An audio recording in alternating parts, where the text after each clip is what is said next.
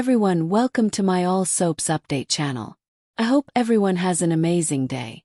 Before we begin, kindly press the subscribe button and give this video a positive rating. Wednesday, October 15th, 2025. On today's episode of The Bold and the Beautiful, Brooke hopes Taylor finds a new partner. Hope and Deke want their dad with anybody but Sheila, and Deacon and Taylor show their admiration for one another. All of the products and services that are highlighted were chosen by editors themselves. Soaps.com may receive a commission for orders placed through its retail relationships, and the retailer may receive auditable data for their records. At Forrester, Brooke, Ridge, and Hope observe models as they walk the runway. Hope must be told by Brooke that she is not being grabbed. Ridge concurs that she needs something new. Hope explains that she has looked over the designers' portfolios and is interested in their thoughts.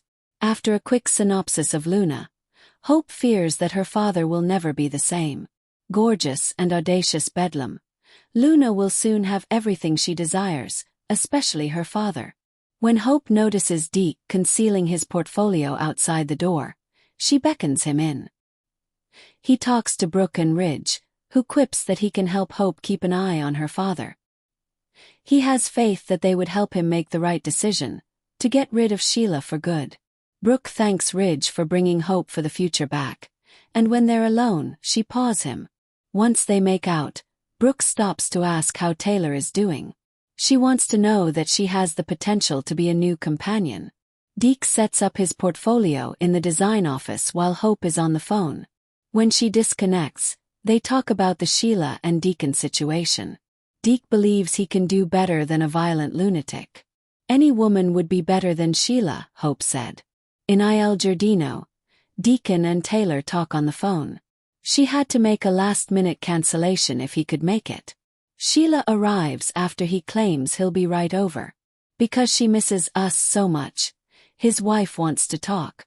They completely betray Sheila by repeating her horrible and humiliating deed.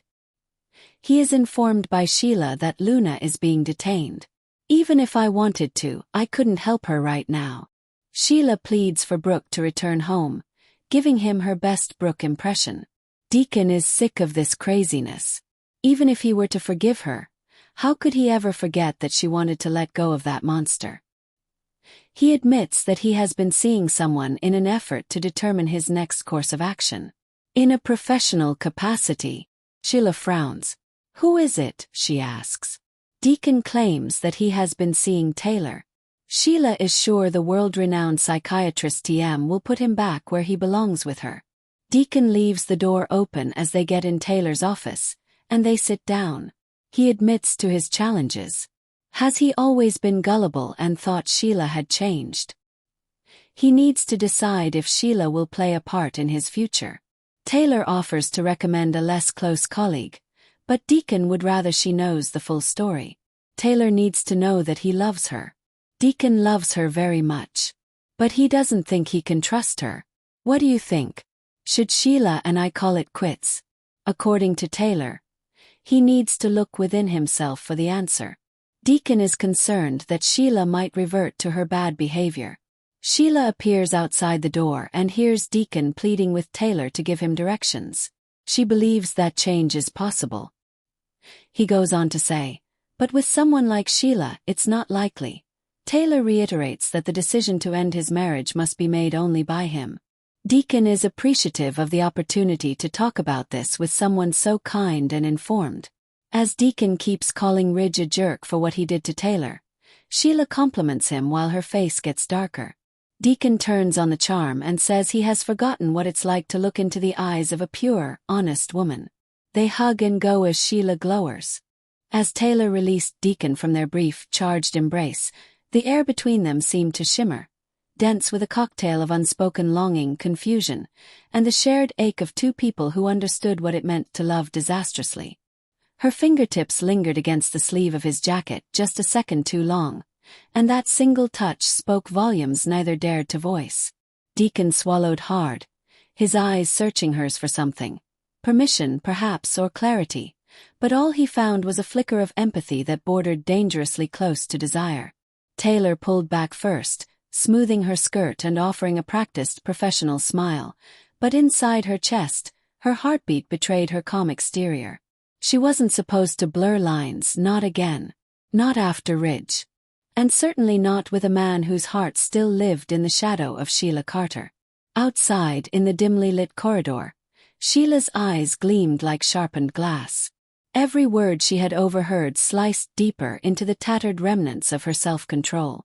Deacon's voice had carried an intimacy she hadn't heard in months, and Taylor's soft tone, the kind that once guided lost souls back from the brink, only fanned the flames of jealousy licking at Sheila's sanity.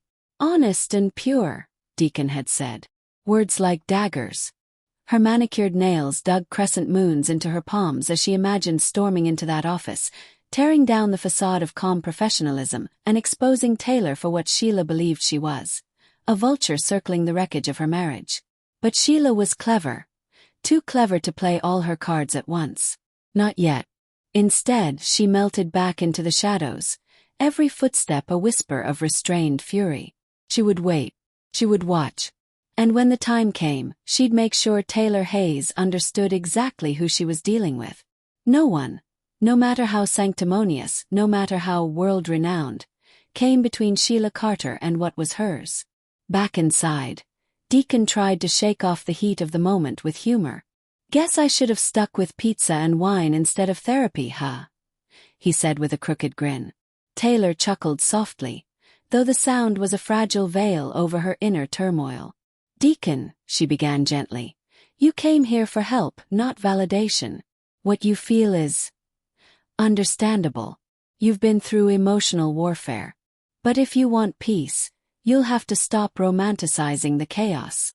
Her words hung in the air, and for a moment, Deacon simply stared at her, admiring the steadiness of her gaze. "You ever think maybe peace is overrated?" he murmured. "I've spent half my life fighting to be seen as something more than a screw-up, and just when I start to believe I deserve better, Sheila pulls me right back under."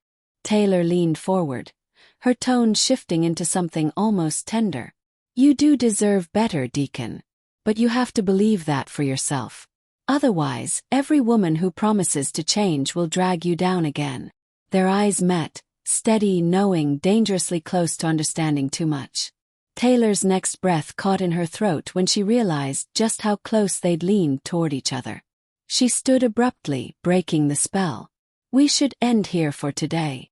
Deacon hesitated, the warmth in his eyes cooling into something heavier.